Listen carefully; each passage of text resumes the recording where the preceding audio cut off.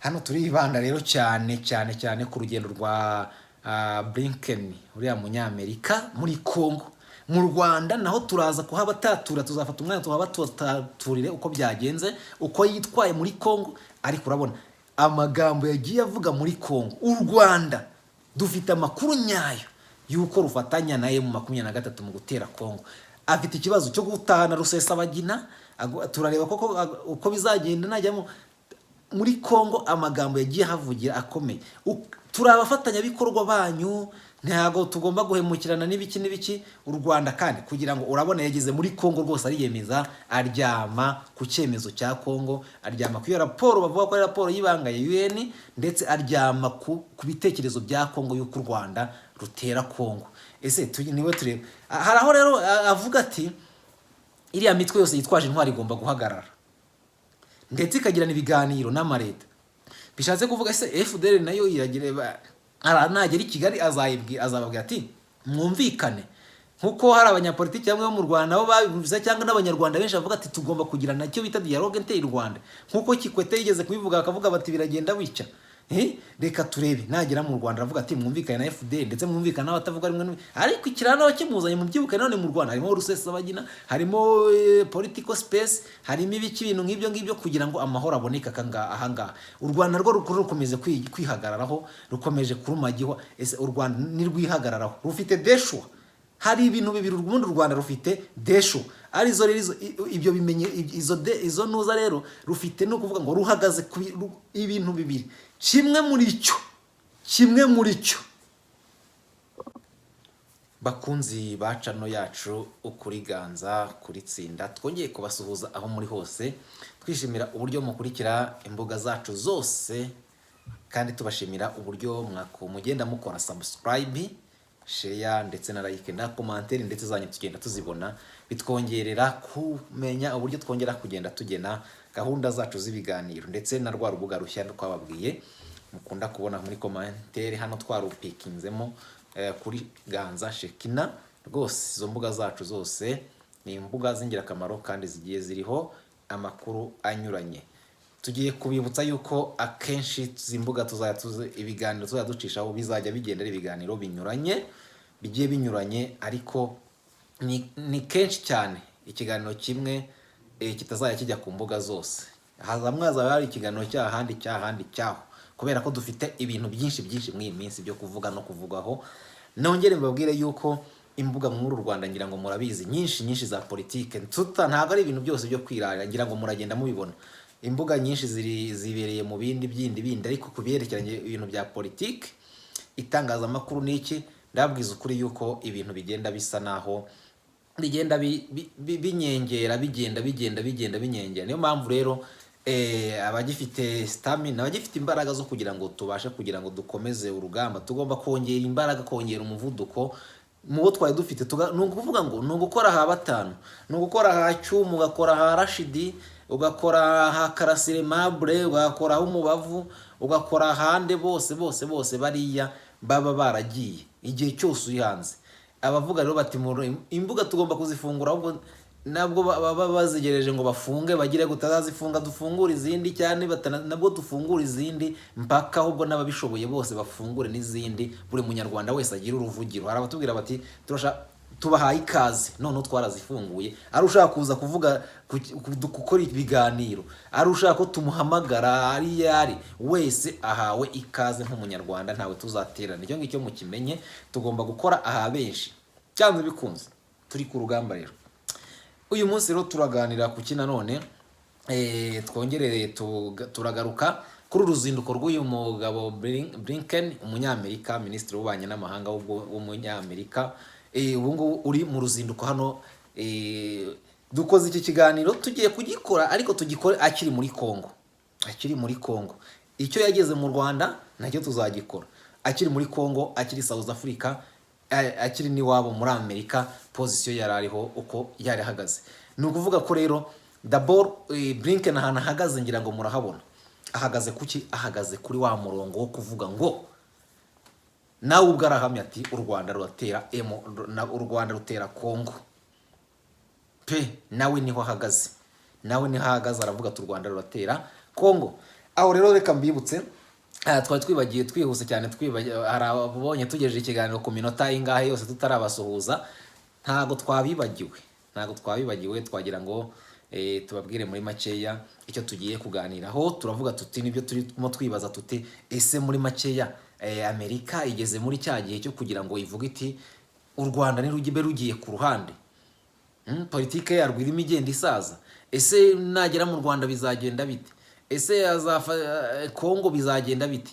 Niyo mpamvu ubona hariya muri Kongo hari amagambo akomeye ubona yagiye havugira, ariko nabo bakaba bari kureba politike y'isi ahantu igeze. Hano turashingura ubirindiro uyu nguyu biragenda bityo, ese turafasha, turagumya duheka u Rwanda ko u Rwanda ari umufatanyabikorwa ukomeye, ariko nabo babona ko yageze muri Kongo ati muri abafatanyabikorwa bakomeye muri biki. Ariko reka mbibuke mbasuhuza abari mu Rwanda mwese, ntago nabibagiwe, ndi kubarebaho muri hose, namwe muri kundeba turi gukurikirana. Mbasuhuze abakurikira ibiganiro byaca no dushyizeho ibiganiro byacu, babwire nti mukomere cyane mwese. Iyo dusuhuje uburasirazuba tugasuhuza uburengerazuba, amajyaruguru, amajyepfo, tugasuhuza n'umujyi wa Kigali, abadukurikira mwese ndabasuhuje. Hari uwakize muri commentaire ati nutukadusuhuza abo mu Mutara, namwe ndabashuhuje. We impamvu wanshubije gutyo nuko wabibonye, nanjye ubona uba wankurikiye, ukomere cyane. Ujye uhora unkurikira, ni byiza cyane. Burya umunyeshuri atangira atazi kwandikana avuga ngo ntago nzayimenya, bikarangira ayizi ndetse azi no kunoza. Namwe mujye iyo ukurikira, burya uri umufana wanjye, ibyo ari byo byose uzageraho wemere. Mbasuhuze rero, tuvuga ko hari abarimo nyine baza bavuga gutyo, ntibibujije yuko hari abarimo n'ubundi baza bavuga bati komera, kandi rwose urimo uradukomera mu nkokora, urimo uratuvugira, urimo rwose ibyacu uri kujya ubivuga uko wakagombye kubivuga, urimo uri kuturwanaho. Ntabwo rero nibagiwe abanyarwanda bari hanze, namwe mbasuhuze mukomere cyane. Muri hanze ariko ntabwo muri hanze y'igihugu. Muri hanze arabambwira bati turi hanze, mukajya uvuga ko turi hanze, we ati turi mu gihugu. Muri mu gihugu ndabizi, ariko turi gusenga Imana kugira ngo muzabe munyakubamo. Kimwe nuko hari abari mu gihugu batakirimo, kwa kindi bavuga ngo umuntu ariho mu manegeka, akumva ibintu byose byamuyobye, akavuga ati wampa ahantu njya cyangwa se niki. Iyo uri mu nzu iva ntabwo ubuvuga uti Imana yanjye uwampa iyi nzu nkayivamo, cyangwa se nkabona iri nziza itava, inzu n'icyo iririyemo, ibintu nk'ibyo ngibyo. Ntabwo rero kuvuga ko umuntu ahantu ari bivuga ko hari ubuhara adahari, kubera ko bitewe n'ubuzima abahabona. Hano rero twikarukire Kongo. Rero uriya mugabo Blinken ati rwose amazi si yayandi, u Rwanda rukwiriye guhagarika kugira ngo gufasha ubutegetsi bwande, gufasha ubutegetsi bw'u Rwanda, nako rukwiriye guhagarika ibikorwa byose bihungabanya umutekano wa Kongo, gufasha umutwe wa M23. Yaje yemeza ati byanze bikunze u Rwanda rurabafasha, kandi tukwiriye kureba ukuntu aya makimbirane ahagarara byanze bikunze. Si u Rwanda rurakura ingabo hariya gute niba rufite ingabo koko?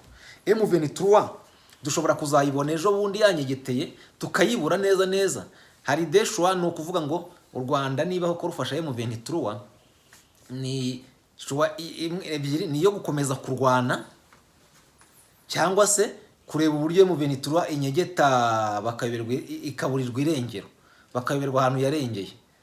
Kuko byanze bikunze niyo umunyamerika avuga ati ibyo bintu bigomba bihagarare. Umurusiya nawe ati ngewe nzagufasha kugira ngo urwane n'u Rwanda niba uwo ari we wese uguteza umutekano muke.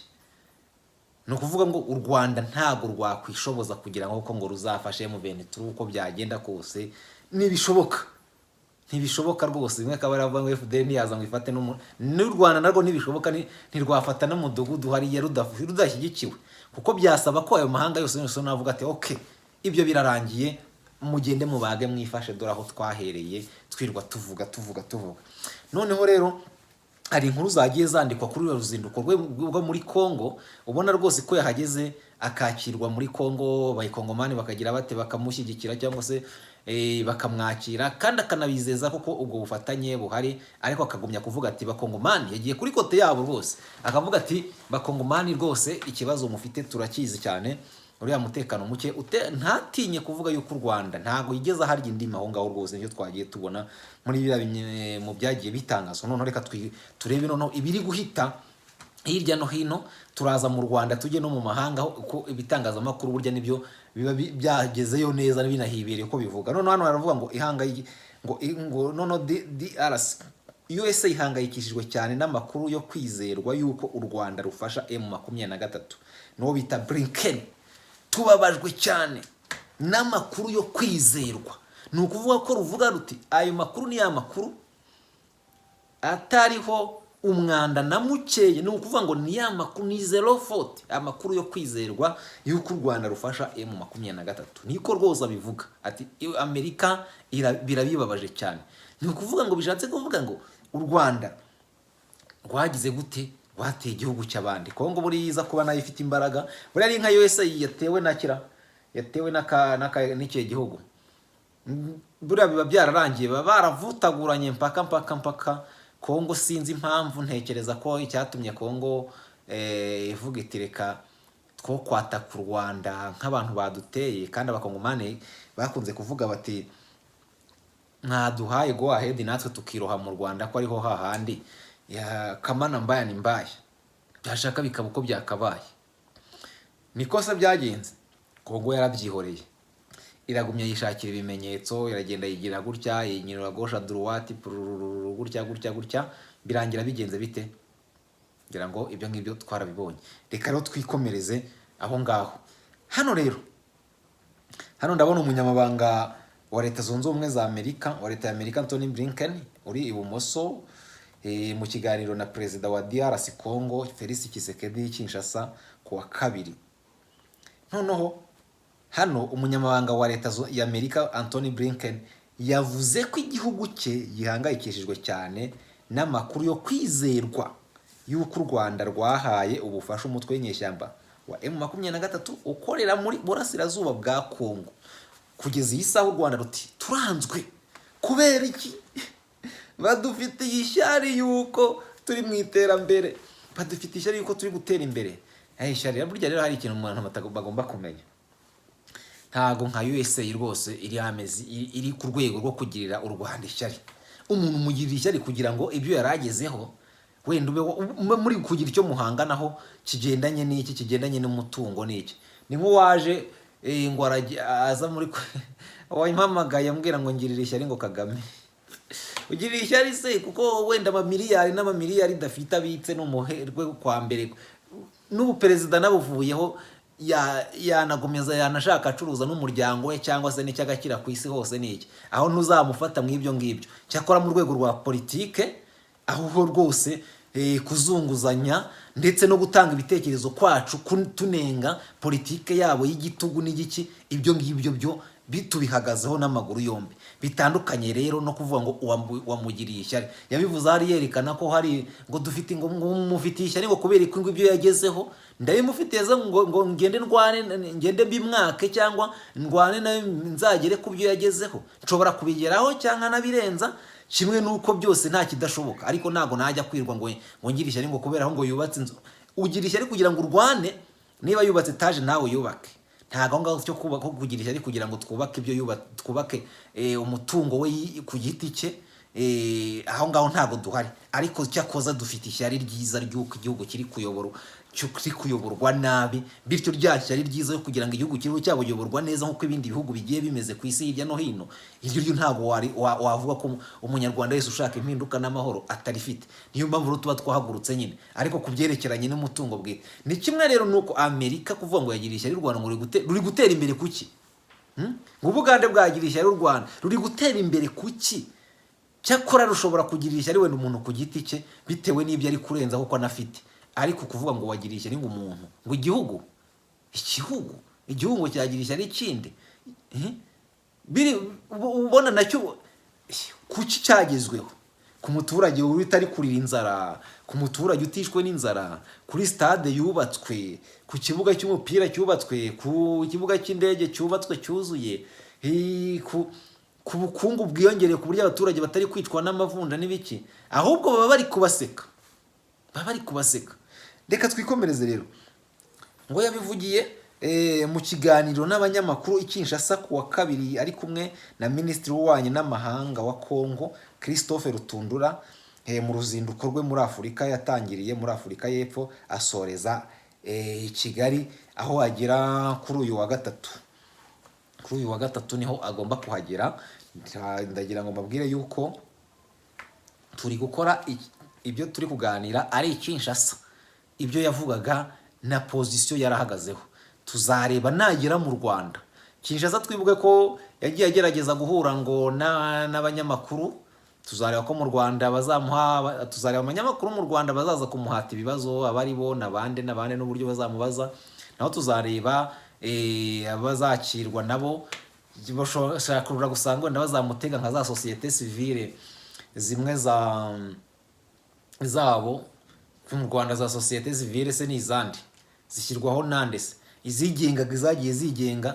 Sinzi kuzabona nka Human Rights Watch ikorera mu Rwanda cyangwa ubone societe civile zigenga uko zigenga, zose usanga ziri mu murongo koko. Itangazamakuru riri mu kwakwande, abo bita ngo na opposition, niba abantu bari muri position neza bien bahagazemo neza, babandi bavuga ngo nta wundi muntu ushobora kuyobora iki gihugu uretse kanaka, ni umukandida wa FPR bavuga. Ayo ngo ni amashyaka yo muri opposition. Ishyaka ryitwa ko riri muri opposition ridaharanira kugera ku butegetsi, iryo ni ishyaka. Ayo ngabo niyo bavuga ngo dore Blinken, dore ngaba, dore abanyarwanda, dore abadushyigikiye ngaba, dore ngaba. Ariko yagera muri Amerika agasanga hari izindi opposition zerekana, akabona ba Karine Kanimba baraza, akabona ndemo opposition menshi hanze, abanyarwanda benshi barigaragambye baragira bate. Biriya nubwo mwaza mukabamaska mukabira gutya, si ukuvuga ko badatekereza cyangwa batareba, ahubwo niho bahita banavuga bati urubuga rwa politike burya mu Rwanda uko ruradadiye. Uzi ko nahageze bakanzanira Vincent Biruta wo muri PSD, akaba ari uza kunkomvenka, kandi PSD ivuga ngo nta wundi muntu wayobora igihugu ngo uretse ngo umukandida wa FPR, ngo niwe ngo iki nibiki, ngo niwe ugomba ishyaka ritaharanira kugira ngo rigere ku butegetsi, ngo riri muri opposition. Riri muri opposition gute? Uwo ngo niwe bari kumwereka ngo uyu kandi nyakubahwa Minisitiri w'Ububanyi n'Amahanga wa Leta Zunze Ubumwe za Amerika. Twagira ngo tubabwire ko turi mu mashyaka dufite amashyaka menshi 10 nangahe, nkuko mureba ari ahuriro ry'amashyaka ya politike. Harimo amashyaka ya opposition, harimo PSD. Murabona ko PSD twanayihaye imyanya, dore ifite na Minisitiri w'Ububanyi n'Amahanga, bakamwereka ati dore Minisitiri w'Ububanyi n'Amahanga uyu Vincent Biruta rwose nko mu ishyaka ritavuga rumwe n'ubutegetsi. Ariko ishyaka ritavuga rumwe n'ubutegetsi rivuga yuko ubutegetsi batabushoboye, batabona perezida, bagombye kuyoborwa mpaka bagenda bakibonera amanota angahe ku ijana. Rwose dore nguyu. Abazungu se nuko badatekereza, noneho yabivugiye mu kiganiro n'abanyamakuru Kinshasa ku wa kabiri, ari kumwe rero na Minisitiri w'Ububanyi n'Amahanga wa Kongo Christophe Rutundura mu ruzinduko rwe muri Afurika. Yatangiye muri Afurika y'Epfo asoreza i Kigali, aho agera ku munsi wa gatatu. Noneho rero Leta y'u Rwanda yahakanye gufasha umutwe wa M23. Kuri uyu wa gatatu niho nyine agera. Noneho Leta y'u Rwanda yahakanye gufasha umutwe wa M23 nawo wahakanye gufashwa n'u Rwanda. Icyambere, ntabwo ushobora kuvuga Kongo rigabiriya bintu inzego Amerika kuvuga ngo nibi byemeza nayo dufite ibimenyetso nyabyo ndakuka. Amerika iyoboye iperereza, iri mu iperereza rikomeye cyane, ifite iperereza riko ubu sitabimenye byamenya ndi. Uzi ko ishobora no kubimenya yuko Kongo izaterwa, Kongo itaraganye no kubimenya. Aho rero buriya kubabwira ngo ntabwo tubatera nuko nyine bari ibintu bya politike. Iyo bahuye bari kuganira ari babiri, byanze bikunze iyo bahuye bari kuganira ari babiri batera brage wenda basangira bahuriye ku mazi na hehe, hari abavuga bati ese uzi neza ko burya twumva turayikubita turagira gute. Hari abanyamerika benshi baba babizi, wenda wanasanga bamwe bagiye babiri inyuma. Cyakora ikintu mpamye nanone nemera ari kwikese ya Rusesabagina, ari kwikese ya Kongo, Amerika ibishatse n'ubu ngubu muvuga akanya ibingibi mwigira munavuga. Minisitiri w'Ububanyi n'Amahanga wa Kongo wa Amerika yava mu Rwanda atwaye Rusesabagina mu ndege yagahita mwomokana akamutwara. Ibishatse none hatubivuga, inanabishatse none hatubivuga. Nta ngabo n'imwe ya M23 yarara muri Kongo, niyo y'u Rwanda yaba iri nari yibafasha nayo ntiyanarara muri Kongo babishatse. Nicyo kintu ngiye mbabwira. Ahubwo biriya birasaba iki? Ibyo byose birasaba iki? Ni bya bindi bavuga ngo muri politike ngo nta rukundo ngo ni inyungu, ni ngo nta rukundo ni inyungu. Birasaba iki? Igihe cyose batazaba nyine babona izo nyungu bari kubona k'uwo muntu, kuko igihe ntago urebye guterana amagambo ntago u Rwanda ruri mu gihagararo cyo guterana amagambo na Leta Zunze Ubumwe za Amerika, cyakora rwayateranye n'Ubufaransa. Ubufaransa buraterwa amagambo mpaka buzinzi birago busubira iwabo burigendera mpaka bwongeye kugaruka, ariko ntago u Rwanda rwageraho guterana amagambo na Leta zini. Ibi ni ibintu rwose tutagira umuntu bibeshye. Noneho rero Leta y'u Rwanda yahakanye gufasha rero umutwe wa M23 nawo wahakanye gufashwa n'u Rwanda. Umunyamabanga rero umunyamakuru Tracy Wilkinson w'ikinyamakuru Los Angeles Times yabajije uyu mukuru w'ububanyi n'amahanga wa Amerika niba abaza u Rwanda ku birego by'uko rufasha inyeshyamba zibasira abasivile muri Kongo. Noneho mu kumusubiza Blinken yavuze ko iyo ngingo yayibanzeho mu kiganiro yagiranye na perezida wa DRC, iyo ngingo yayibanzeho mu kiganiro yagiranye na perezida wa Repubulika Iharanira Demokarasi ya Kongo. Noneho ati bizaba kandi izingiro ry'ikiganiro na perezida Paul Kagame turi mu Rwanda. Bizaba izingiro ry'ikiganiro na perezida Paul Kagame uri mu Rwanda. Noneho yongera ati duhangayikishijwe cyane n'amakuru yo kwizerwa yuko u Rwanda rwahaye ubufasha M23. Turasaba impande zose zo mu karere guhagarika ubufasha ubwo ari bwo bwose cyangwa ubufatanye na M23 cyangwa ku bw'ibyo n'undi mutwe uwo ari wo wose witwaje intwaro utari uwa Leta. Ubwo bufasha bwose buhagarare. Noneho ibyo ni ngombwa cyane mu by'ukuri mu kuzana amahoro n'umutekano mu karere. Kandi turashishikariza imitwe ubwayo M23, imitwe yose yitwaje intwaro itari iya Leta ikorera mu burasirazuba bwa DRC guhagarika urugomo, gushyiraho intwaro hasi, kujya mu biganiro uko ari bibaye ngombwa na Leta.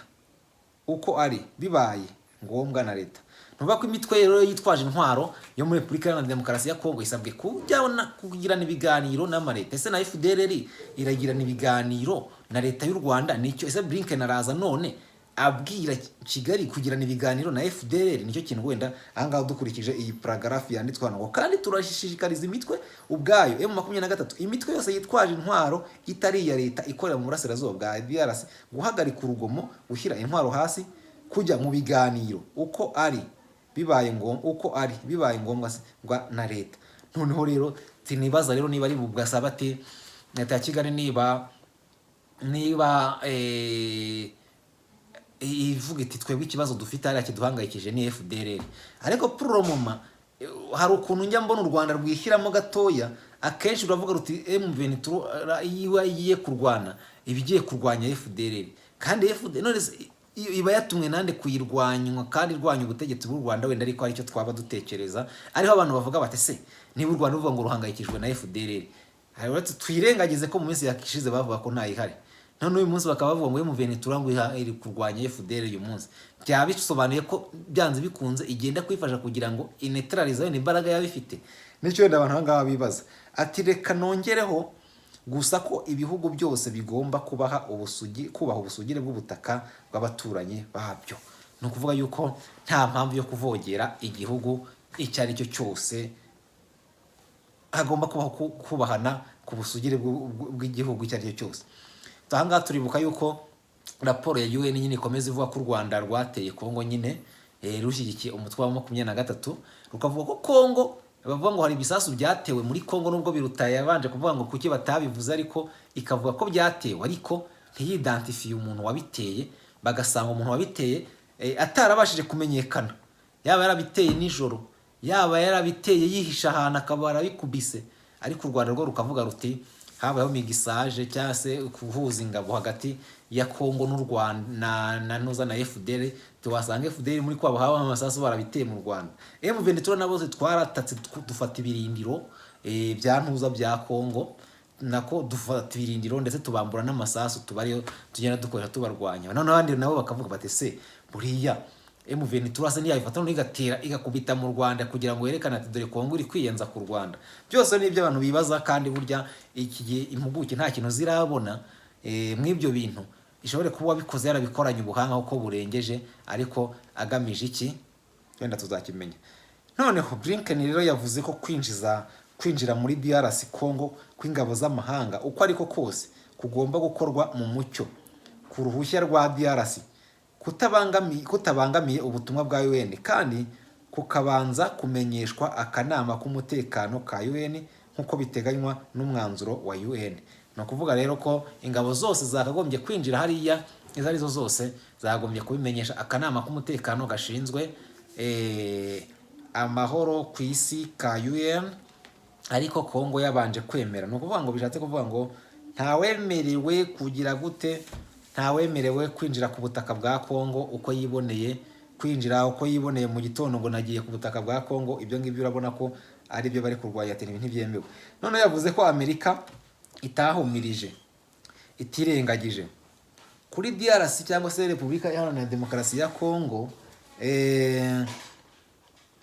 ko ariyo mpamvu yayisubiriye. Yavuze ko Amerika itahumirije itirengagije kuri DRC Kongo, RDC ko ari nayo mpamvu yayisuye, ntabwo yayirenganyije, ni nayo mpamvu yayisuye. Mwibuke ko niba harya Uburusiya nabo bwari buvuyeyo. No kandi ko Amerika ikorana n'ibikorwa by'ubuhuza bwa Afurika biyobowe na Kenya na Angola byo kuzana amahoro, umutekano n'ituze mu burasirazuba bwa Repubulika Iharanira Demokarasi ya Kongo.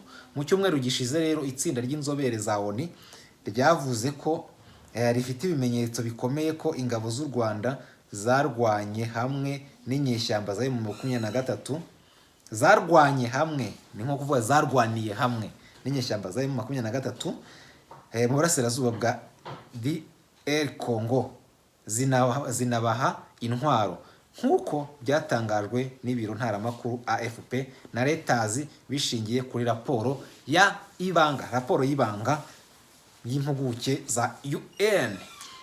Noneho Leta y'u Rwanda yatangaje ko itasubiza kuri iyo raporo, itanashobora kandi itarasohoka kandi itaremezwa irushinja gufasha umutwe wa M23. Naho Leta ya Kongo ivuga ko ishyigikiye iyo raporo yahawe akanama k'umutekano ka UN cyangwa ka ONU. Mu Rwanda kandi Anthony Blinken aravuga ku bibazo by'uburenganzira bwa muntu, gufunga urubuga rwa politike ku batavuga rumwe n'ubutegetsi, no guhunga mu buryo butari bwo uwemerewe kuba muri Amerika Paul Rusesabagina, ni no gufunga mu buryo butari bwo uwemereye kuba muri Amerika Paul Rusesabagina nk'uko itangazo ry'ibiro bye ryabitangaje. None rero Minisiteri y'Ububanyi n'Amahanga n'Inteko Ishinga Amategeko y'Amerika byemeza ko Rusesabagina yafunzwe mu buryo butari bwo mu Rwanda.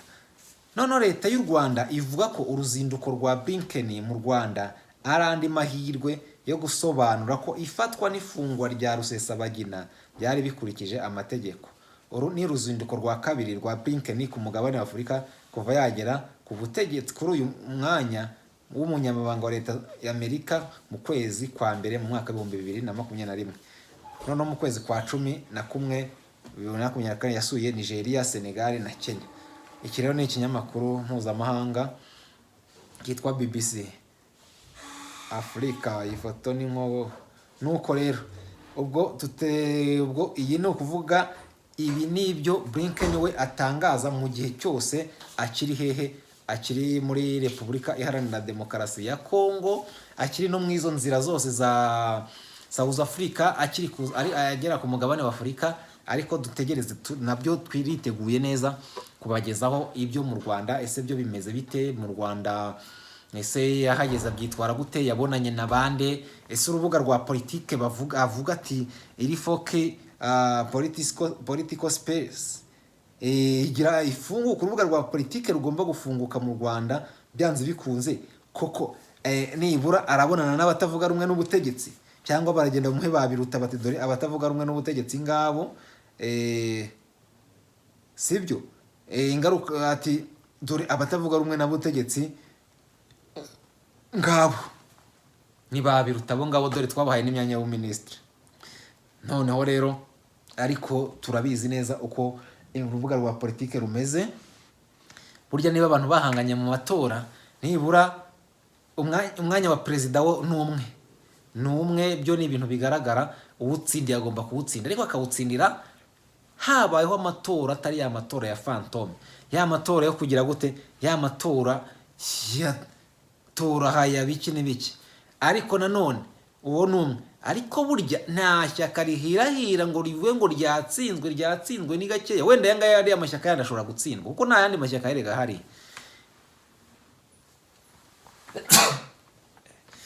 nta yandi mashyaka ahari mu Rwanda. Turayaza amashyaka bavuga niba ishyaka rivuga riti dushyigikiye umukandida wa FPR, dushyigikiye umukandida niwe tubona niwe ugize gute, ayandi yose abari mu kwaha kandi nayo uzareba baragerageza bakicara bati mwebwe uko ari mwe ari ishyaka rya mbere kugira ngo twerekane ko dukurikiwe n'iki, twagize 90 nangaye kwijana, wowe uragira angahe. Ikibazo ishyaka ngo ryitwa ngo ni ishyaka rya kabiri kajya kwiyamamaza, irindi rikagira 99 kwijana, umukandida wundi akabura. Nukubera iki? Kubera ko nyine aba yagiye aherekeje avuga ati ngiye nta bushobozi nibonamo. Iyo uvuye nta bushobozi bibonamo rero ntabwo ugomba kujya kuri kandidatire ngo uzavuga ngo ugiye kwiyamamaza. Ni kimwe no mu matora nyine y'abadepite. Abadepite uzari abadepite baba babaha, kandi mu by'ukuri nibura aho ngaho bakagombye kuhahanganira n'iki.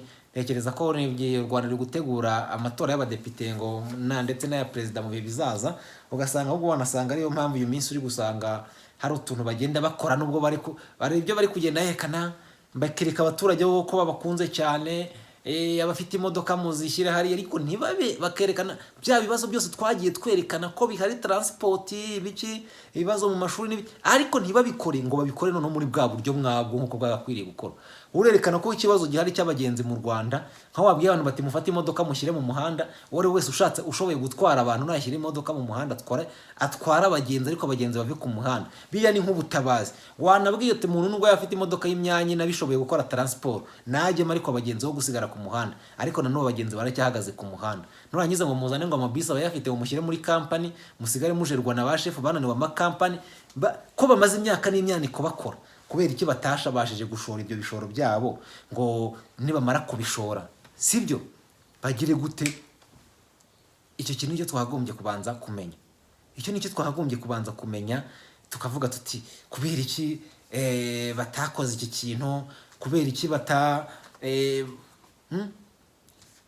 iki kintu twicare tukizi, twicare tukimenye, kandi twicare dutekereza ibyo bakagombye gukora. Niba batabikora rero nuko batabishoboye, uswati ntibashaka ko investisa mu gihugu cy'u Rwanda kubera ko babona nta gihe bafite cyo ko investisamo. Ntabwo ushobora gufata ziriya makampani yahereye atwara abagenzi nta wundi bayarwanira, aza kanabasiga ku muhanda kubera ko abakiriya babanye menshi, ngo uvuge ngo yabuze amafaranga yo kugura ziriya modoka zibura.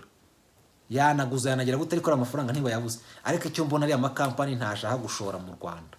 Icyo tukimenye rwose kandi tukizirikane. Nako ngako rero nta kari gaciyemo, reka dutegereze uyu mugabo w'umunyamerika. Gusa ikintu nzi kandi ngewe na n'ubu mbabwira mpagazeho 100% nuko Amerika ibishatse none ahangaha, u Rwanda ntago rwose ari kuri Paul Rusesabagina bamutwara.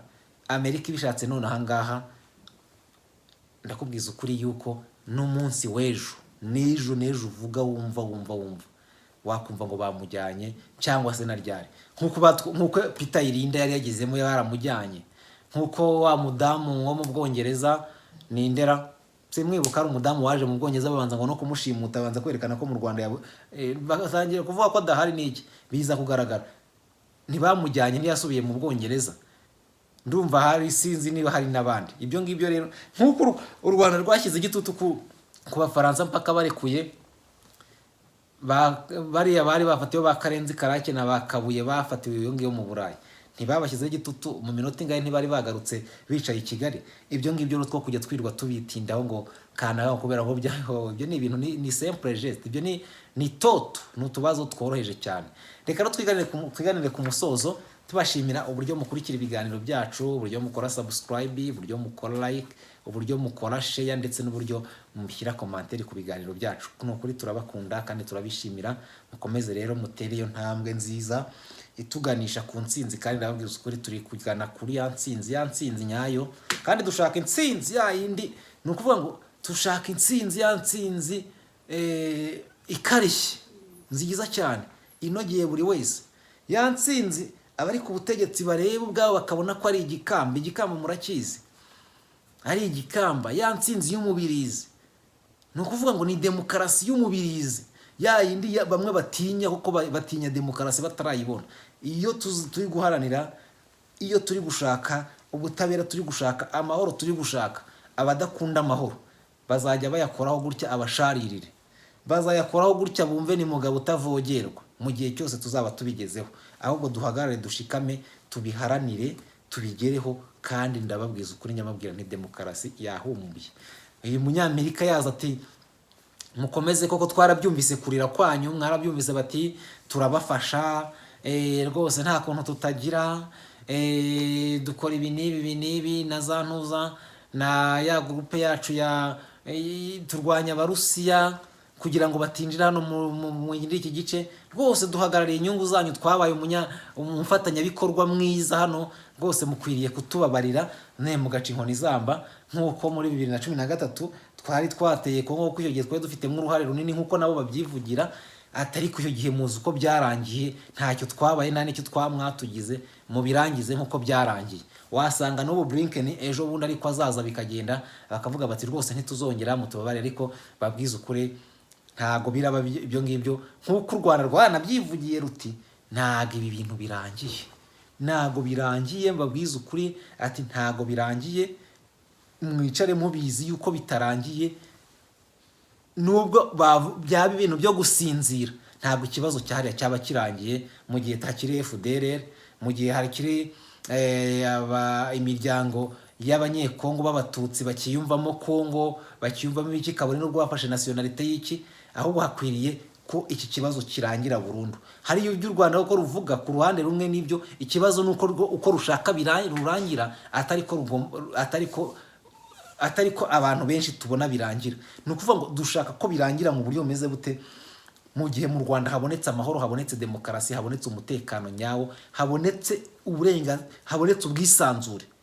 Igihe cyose u Rwanda ruzaba rufite amahoro, ruzaba abanyarwanda bahunze, abanyarwanda bari hanze y'igihugu, hose bicara mu gihugu cyabo bakagenda nta kibazo bafite. Icyo gihe Kongo izaba ifite amahoro, kuko nta bazariyeri izaba ivuga, niba ivuga ati duterwa duturutse mu Rwanda.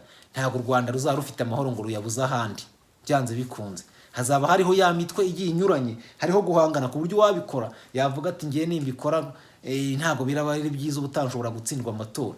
Rero ikibazo cyo mu Rwanda kidakemuka, n'icyo muri Kongo kizahora kimeze gutya, niko ngiye mbibona. Kubera iki? Ni systeme nikomeza gutya n'ubundi, kuko barabyivugira. Niba babyivugira rero ntago kuba bamaska ibintu, nge ntago nifuza ko ibintu bya Kongo byamaskwa, ahubwo numva ko byarangira bikavuga biti. Nuko rero mukomere cyane, kandi tubashimire uburyo mukurikira ibiganiro byacu, uburyo mukora subscribe, like ndetse na share ku biganiro byacu. Mukomeze rero aho biri hose, aho mutubonye, aho mubonye ijambo ryacu cyangwa ijwi ryacu, muhajyane hirya no hino. Dukomeze turebe uburyo uru rugamba twiyemeje rwarangira, kandi rugomba kurangira byanze bikunze pe, rugomba kurangira, rurangire, ruve mu nzira. Imana rero barinde, Uwiteka barinde, kandi mukomeze muryoherwe n'ibiganiro mukunda kugerwaho na Perezida wa PS imbere kuri Kigali mu Rwanda, Mwizerwa Silva. Ikiganiro nakagaruka rero, ciao.